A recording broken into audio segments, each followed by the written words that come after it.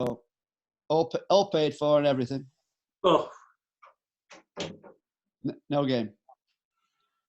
Oh, and his other birthday present was cricket equipment. A question for you, Paul. Yeah, mate. You know when your son came at the library that day and Yes. he got the Olympic torch with him. Yes, all right. Yeah. Has he still got that? Yes, he has. Yeah, his to keep. Yes, that's what I was led to believe. Yeah. Do you know? Do they have a value? What sort of value they have? I have no idea, Paul. I'm sorry. No, it's all right. I just wondered, like, you know, I bet they'd be worth a few bob then. No. I'm sure they are, but he would never dream of selling it.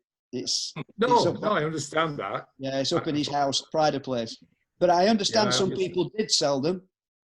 You know, more or less straight away after they'd done it, some people sold them. I just can't understand anybody who would do that. No. Maybe they were desperate for money. Did they have one for each leg? Yeah, maybe they were. Yeah. One of the best days of his life. Right, Ron wanted to ask you a question. Didn't know. It's all right. I was just messing, Right, Keith. okay. Right, Chris. yes. Hi. You're a bit low on your camera. Okay. That's better. That's better. That better? Yeah. Yeah. On my phone, and it's not the easiest thing to do. Hang on, one sec, guys. You seem a bit a long way away as well. If you can get a bit nearer, I don't know. Can anybody identify that? It's a football. Is that better? Yes, slightly. Well, Yes, Yeah. slightly better. Yeah. That's not. No, That's not. no, hang on. It's not What's the mug, John? Espanol. Oh, right. I've been to their ground. That's about Well, the best, guys. Don't worry, that's all right, Chris. I've been to their old ground, Paul. That's what I mean. It's the Olympic. The Olympic Stadium. Yes. Yeah. Yeah. They have got their own ground now, haven't they? Yeah. Yeah. Right. Got Tony just joining. So, soon as Tony have instant coffee. cracking. Wish I'd had a You what? biscuit. I said you guys must all have instant coffee. It takes longer to get mine from. Would you like a biscuit? I've not got instant coffee, Ian. Nice one. One thing, can I just mention to Dave? Where's Dave? Yeah, Dave. Can you send Christine round to our house? Because I have to make my own drinks. You're just going out at the minute. Right, okay, so let's get cracking with Chris and Brian Paulus. So, fire away. Thanks, guys. Just so that you know, that's, if you can see that, that's the fella that we're referring to. That's Brian Bolus, okay? Black and white picture about 1960 something. Okay, that's Brian. Right, Brian Bolus was born John Brian Bolus on the 31st of January 1934, and he was nicknamed Bowley throughout his long, very distinguished career. He represented 3 counties as an opening right-hand back, his own native Yorkshire, Nottinghamshire and Derbyshire, and he played Test cricket for England in 1963 to 1964. In 20 seasons of first-class cricket, Brian scored 25,000 runs, and he also achieved over 1,000 runs in a season on 14 separate occasions, 2 for Yorkshire, 10 consecutive seasons for Notts, and 2 for Derbyshire. That is an amazing record by anybody's standards. Mm. As a renowned after-dinner speaker, in his retirement from first class, he would always start his speech with the famous sentence, "For those of you who saw me bat, let me apologise. And it would be dry and self-deprecating humour, but his speeches would be as expansive and funny and entertaining as his batting frequently wasn't. He was a very engaging man, a man of contrast, a gritty northern batsman, and more than that, he was a lovely bloke to know. Brian died on the May the 7th this year at 86, and he's mourned by cricket supporters of a certain age in all 3 counties where he played. They witnessed a man who gave 100% in every match, and his accumulation of 25,000 runs meant he really could play as well. His career started at Yorkshire. 1956, he was, first of all, I should say, he was born near Leeds, and he played in the local leagues until he joined Yorkshire.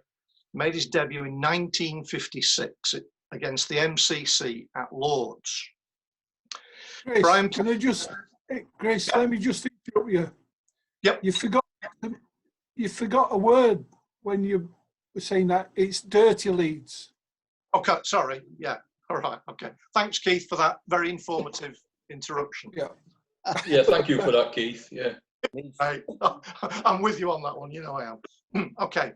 Brian played, when he played for Yorkshire, he played in 3 championship winning teams, played 7 years and 107 games. He scored nearly 5,000 runs and he scored 7 centuries in total. He led the batting averages for Yorkshire in 1961 with over 1,900 runs in the season. And he was obviously capped by Yorkshire. But he moved on to Notts after Yorkshire made the decision to opt for a younger person on the staff, that person being Jeff Boycott. When he joined Notts, he had the most successful years of his entire career. Notts had obtained the services, don't forget, of a 7-year-long experienced player. He made an immediate impact in the team. With an I'll show 'em attitude, he got 100 not out against Yorkshire in his first meeting against his old club and the match award. That showed him. He then scored 77 against Yorkshire at Trent Bridge. He got 53 out of the first 59 in 57 minutes. And he followed that up with 114 against Yorkshire at Bradford and received a standing ovation from the Yorkshire members. His remarkable first season was the result of oft forgotten, highly entertaining batting. Brian scored 2,190 runs in all matches in 1963, which was quite a remarkable thing to do. And no one in England got more than he did in centuries. He got 5. He got his career best score of 202 out of a score of 303. And he was subsequently selected for England. And he was selected for England on the 25th of July, 63 at Headingley. Lots of coincidences, aren't there? He hit the first ball that he ever received in Test match cricket. He hit that ball for 4. He hit it off Wes Hall and he hit it back over Wes Hall's head for that boundary. He also took 10 off the over, the first over he ever faced. It's quite an amazing thing, that. He earned a place on the Winter Tour of India, where he played in all 5 Test matches and he averaged over 48. In his 7-match Test career, Brian Bowler scored 496 runs at an average of 41.33, and he holds 2 records still. And I know that the group like a bit of record. So here's an unusual record. Number 1. Brian Bowler is the most tests in a complete career without ever scoring a single-figure score. That's 7.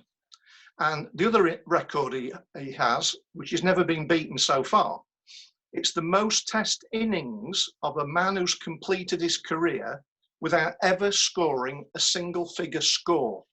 That's 12 innings in Test match cricket. His lowest score in Test match cricket was 14, and apart from his first innings, he was never dismissed in under 52 minutes at the crease. So the guy could play, make no bones about that. This is an interesting one, guys. In his last 5 test matches, his consecutive scores were 57, 39, 35, 58, and 67. And it should therefore be considered a bit unfortunate he was never selected again for England after he came home from India. The reason for that is England went for Boycott and Edridge as the opening partnership for England. Brian never got another chance. They were his last 5 scores. I mean, you'd be proud of those scores, wouldn't you? Very unlucky. Very unlucky. Very unlucky. But no. Chris. Yes. Chris. Yes. Can I just interrupt you a second? Yes. Tony, Tony? Yes. Are you okay? Because we can see a beautiful picture of your living room and your knees. It's like his seat at Bramall Lane, it's facing away from a pitch. Social distance. No, I can't see mine. I've lost mine. I've got everybody. I've got John's and everybody else's photos, but right, lost Tony, mine. Your phone. Yeah. Turn your phone round. Your phone. No. No. Turn it round. Back to front. Back to front. Yeah. That's it. No, turn it back the other way. Yeah, look better that way. No, not working. No, turn it round. Are you all That's it. That's it. No, go back. That's right. it. Go back. Tony. Yeah. Tony. One of you. I'll talk to you after. I know what you're doing wrong. I'll speak to you after. Yeah. Right. Okay. Okay. Sorry, Chris. Tony, you're No in problem. trouble, mate. Turn your back on you, Keith. Yeah. I'm listening to you. It's interesting anyway. Well, Okay. I hope I'm putting him on to sleep so far. No, not really. All right. I'm waiting for John to come on with one of his special speeches. Okay. We're waiting a long time, mate. Okay, guys. For Notts, then, he's at Notts during that England period. Brian played 269 games at Notts. He scored over 15,000 runs. He got 28 centuries. In 1970, one of his best years, he got over 2,000 in the year. And he was made captain after having previously stood in for Sir Garfield Sobers as skipper in 1972. Brian was a very, very consistent man in his play. He got 1,000 runs in every season of the 10 seasons he played at Trent Bridge. That stands up against any player that's probably ever played the game. Brian's outstanding career for Notts has been recognised with his introduction into this publication, which I'm holding up. Can you see that, guy? That's the 100 Greats of Nottinghamshire County Cricket Club. To be in that book says, well, it says everything. It's a worthy tribute. Right, my late dad Michael was a former player of Notts in the 1950s, and he was a very big friend of Brian. They played with and against each other, and they enjoyed each other's company enormously. They were at player reunions, dinners, matches, you know, you name it, they palled up. They were great friends. That's how I really got to know Brian, through my dad. The picture, I don't know whether Keith sent this picture out, but the picture over my shoulder is of a dinner that my dad organised in 1983 for our club, which was Retford. And because he got this great friendship, he got Brian to be the guest speaker, he got Jeff Boycott, and he got Derek Randall. So it was an absolutely stellar function. I still have the menu card from 1983, which was staggering. And I remember the speech. I can't remember the jokes, but I remember Brian was absolutely fantastic. He was a brilliant after dinner speaker. Everyone thoroughly enjoyed it. So, having had a wonderful year at Notts and being the captain, Notts decided they didn't want him anymore. And he went to join Derbyshire. And he went to Derbyshire at the end of 72. He was immediately made captain of Derbyshire, and he scored 1,000 runs in 2 of the 3 seasons that he played there. He played 64 games for Derbyshire in first-class cricket. He's got his highest score of 151 in 1975 against Oxford. In his Derbyshire career, he also captained Derbyshire on 87 occasions. That's all cricket. Brian Bolus then established a first. Brian Bolus was the first player to captain 2 different counties in successive seasons. It's been done since, but Brian was the first. Obviously, he was captain of Notts, and then he was immediately captain of Derbyshire. When he retired, he'd scored 25,598 runs at an average of 34 and 39 centuries. In his later career, mid to later career, Brian developed a very cautious batting style. That's being generous. He was a grafter. He used the front pad. At 39, when he was at Derbyshire, he was obviously the senior player, and he got a very poor side. So basically, Brian just had to go in and try and avoid defeat. And he was unwilling to make the risk shots that he probably did in his earlier career. I have heard Derbyshire supporters say you really did need to be a Derbyshire diehard to enjoy watching. And that probably accounted for the fact when he made his speeches, he always began with the apology. This is an interesting one. I think during his Derbyshire career, he once famously sent a player off as captain. He sent, anyone know who that was? Any wild guesses? It's a Derbyshire player who played for England. Alan Ward. Miller. Correct. It was correct. That's a very good answer. It was Alan Ward at Queen's Park, Chesterfield, against Yorkshire again, and he declined to come off the bowl after an interval. He just refused to bowl again. So Brian went off, consulted the club secretary, came back on, and sent him off. And about 4 or 5 days later, Alan Ward retired. He did come back, but he was going through obviously a lot of problems, and that's an amazing. I wish I'd been there. I think he lives in Dronfield. Does he really? Well, it's a while back, but I have bumped into him once or twice at the petrol station. Yeah. Well, when he was, when he was firing, there weren't many people bowling quicker than Alan Ward at the time, but he had a lot of issues and a lot of physical injuries as well.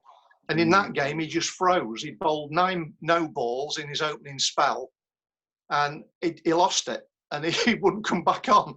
Anyway, that's what I just a second, Paul, the biscuit. Yeah. Can we get him to one of our meetings? Hey, if I ever bump into him, I would ask. Yeah, good man. Yeah, okay. It's a long time since I've seen him, though. Yeah. A long time since you have another meeting. It might not be as long as you think. Not if Boris says out to do it.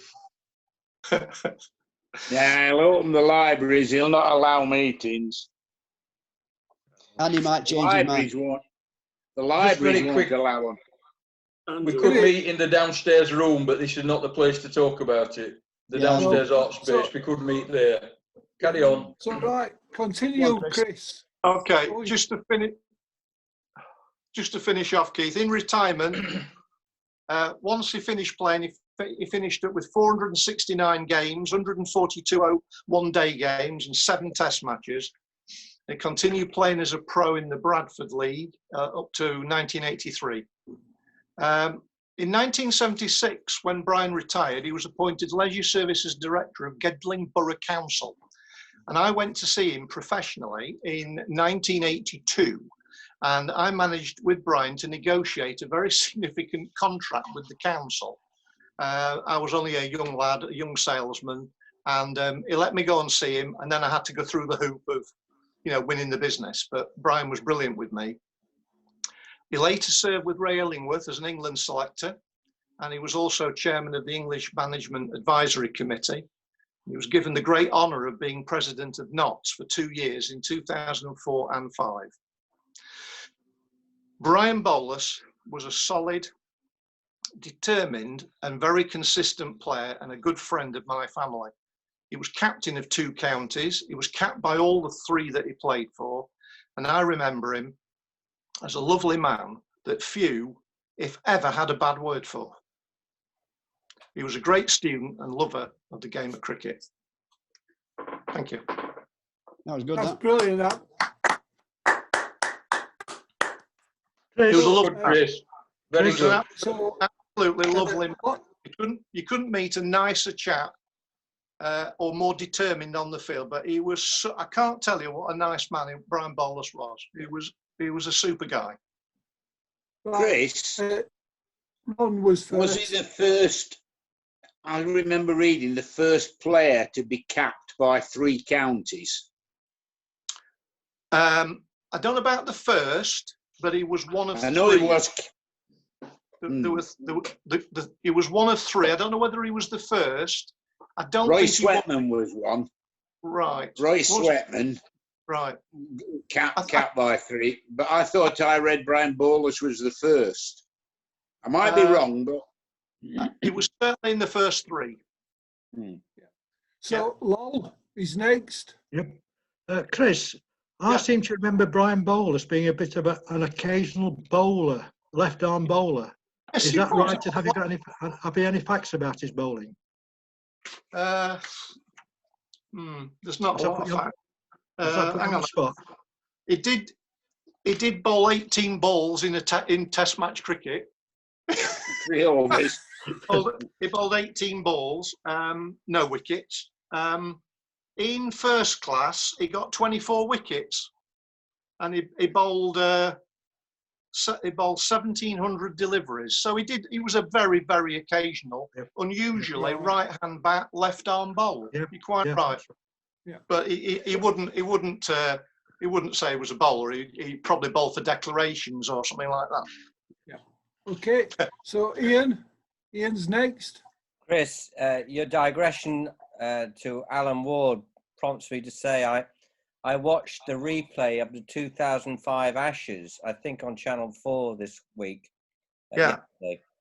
And what I hadn't really understood at the time, but since brought out particularly by Vaughan and Strauss, was Simon Jones, who arguably, in their opinion, gave the best performance of Test bowling in the Ashes series, was actually living on his nerves.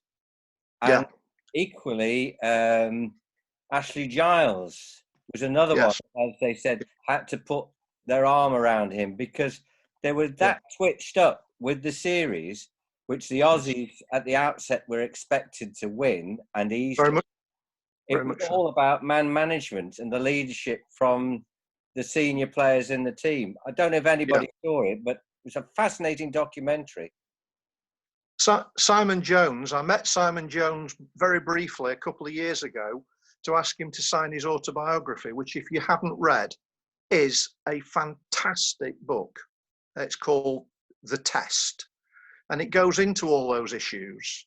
And it is an amazing read. It's not happy reading in some chapters, but Giles as well did suffer, and of course Trescothick ended up with a major depression, which prematurely ended his international career. He is one of my all-time heroes, by the way, Trescothick. Quick supplementary. Was it a physical injury that ended Simon's career, or was it? Yeah, yes. He never played another Test match after Trent Bridge. Yeah, hardly played any cricket. He did. Yes, he did come back. He did come back from it. He did play county cricket, but he was never quite. What was the injury? What was the injury? Knee. Very bad knee injury. Thank you.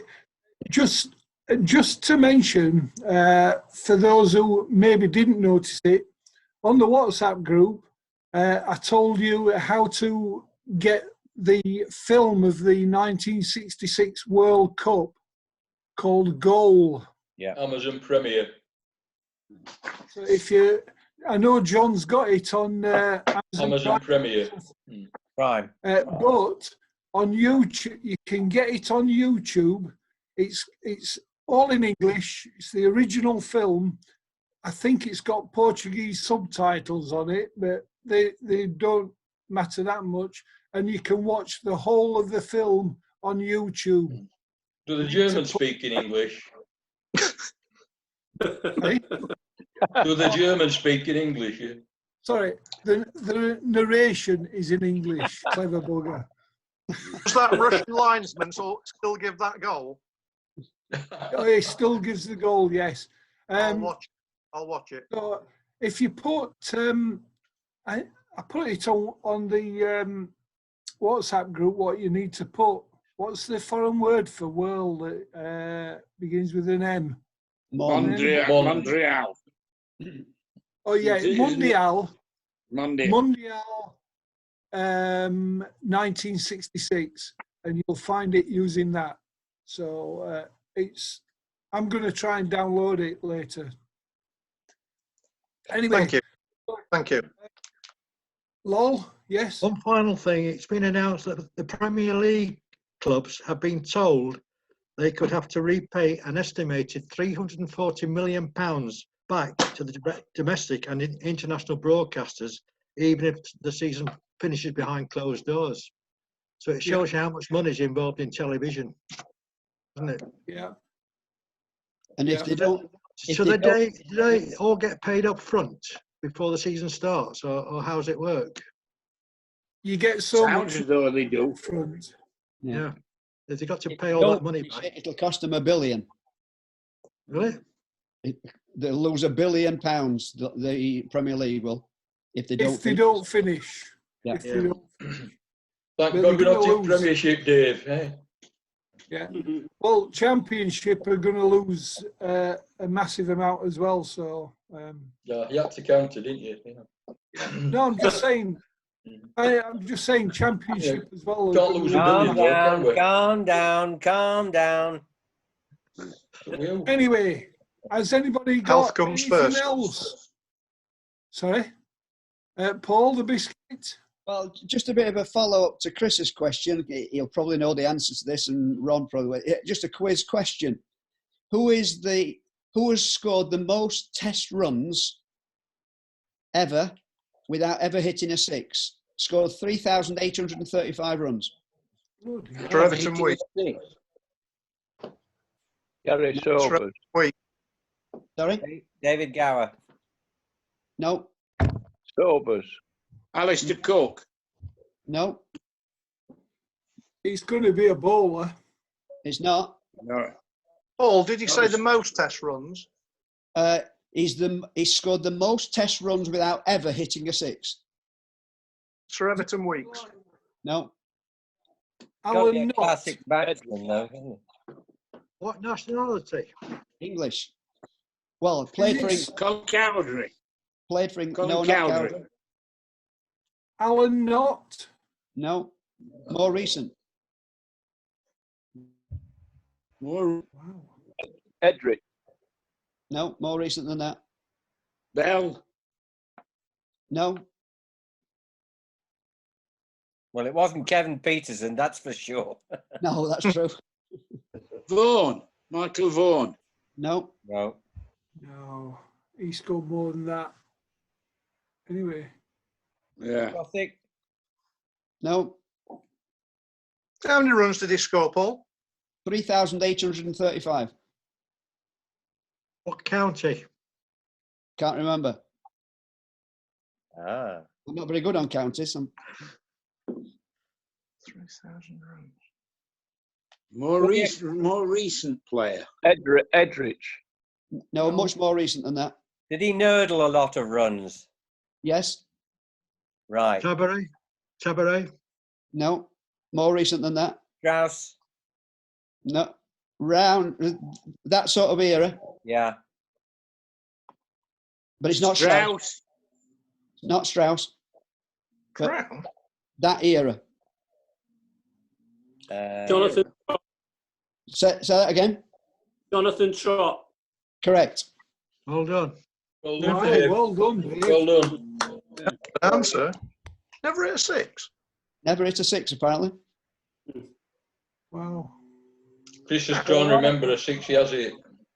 There were a lot of good batsmen, though. He's going to go back and look now. There are a lot of. Has anybody got any quiz questions to? I've got one for you to think about. Go on then. Only one man scored a hat trick in 2 separate World Cups. Who is it? Ronaldo? Muller. No, Muller. no. German. He's an Argentinian, I believe. Kempes. No, Batistuta. yes. Oh, nice one. Well done. Gabriel Batistuta. He's the only one who's ever scored a hat trick in 2 separate World Cups.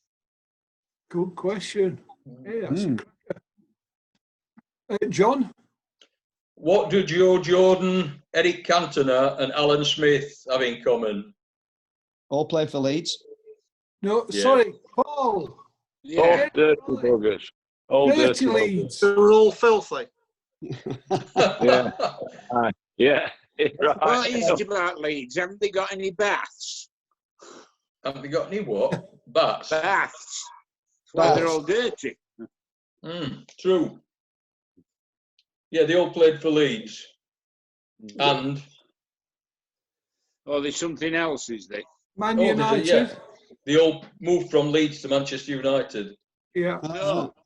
Yeah. In fact, Dave Besant played over 200 games for Wimbledon. Which 2 other clubs did he play more than 200 games for? Wow. Forest. Yeah, Forest. Newcastle. Coventry. No. Can't remember ever Is it playing London for any club? other but those 2. A London Birmingham. club. Neither could I run, yeah. I Was once it scored 5 past him. Did you? Yeah, What was that, in a penalty shootout sort of thing? correct. They were playing cricket. It was a penalty shooter in Birmingham, Yeah. and I got through to the final. I hit it Yeah. 5 past him, right? 5 Yeah. past him. Thought I'd won a holiday or a television set, and the Yeah. first prize for that was a teddy bear. What? I won a teddy bear. I beat an FA Cup final goalkeeper who was magnet. I beat him 5 times, Yeah. right? We I'll got never that, forget Chris, this. we got And the that. guy came up to me and he gave me a teddy bear. Unbelievable. Had he got a United shirt on? Anyway, the third team was Chelsea. Chelsea. Wimbledon, Forest and Chelsea played over 200 games for Of each course he other. did, yes. Aye. Good record. Mm. Yeah. Any more? Hey, show us your teddy bear, Chris. Sorry? Ian? Have you got your teddy bear still? It isn't something that I've kept as a treasure. No. Right, Ian. You want a Grand National question? Yeah. Boynehaven. No. Nor Archie Moore either. Red Rum. Rum. Most horses that qualify for the Grand National now have to be over the age of 7. But can anybody tell me the youngest and the oldest ages of horses to have won the Grand National? Oof. Isn't the youngest Older 9? meeting. Say again? 9 for the youngest. Not really. If the qualifying age is 7. No, it's 4. The youngest is 4. No, not quite. 5. It's the eldest Red Rum. No, let's get it one at a time. First of all, the youngest was 5. That's me. Okay. And they were Doug's claiming 5. and they were Alcibiade in 1865, Regal in 1876, Austerlitz in 1877, Empress in 1880, and Le Tour 3, 1909. But there's only one horse that holds the record for being the oldest horse to win the Grand National. Were they 15, Yes, Ian? yes. And the answer's simple. In fact, Older meeting. it was Peter Simple. Right. When was it? That was in 1853. So you can see the regulations have tightened up quite considerably since.